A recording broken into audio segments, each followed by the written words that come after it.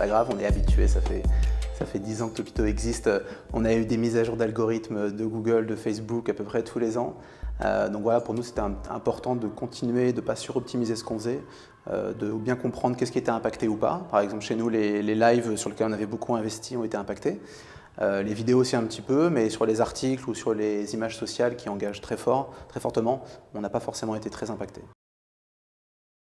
Moi, je dirais principalement ne pas forcément suroptimiser et changer de ligne éditoriale, de ton.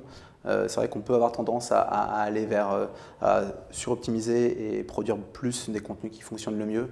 Voilà, je crois que c'est très important de continuer à garder du sens sur qui on est, qu'est-ce qu'on produit, et au final, qu'est-ce qu'on veut dire. Parce qu'un chiffre, ça reste un chiffre, on peut l'utiliser à n'importe quelle sauce.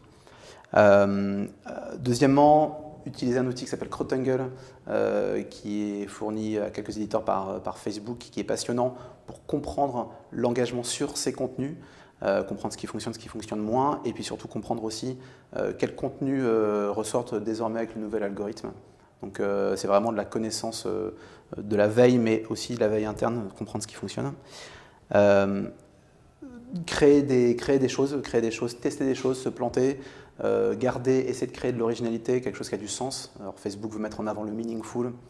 Pour nous, ce n'est pas forcément le meaningful au terme purement américain, mais plutôt quelque chose, quelle valeur ajoutée j'apporte, qu'est-ce que je raconte, pourquoi Topito va publier ce type de contenu et pourquoi je ne le verrai pas ailleurs.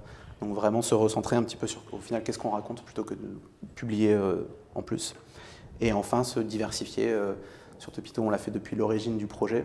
Je pense que c'est important de diversifier son source de trafic, de revenus, parce que cet algorithme Facebook, le prochain, ce sera sur Instagram, sur Snapchat.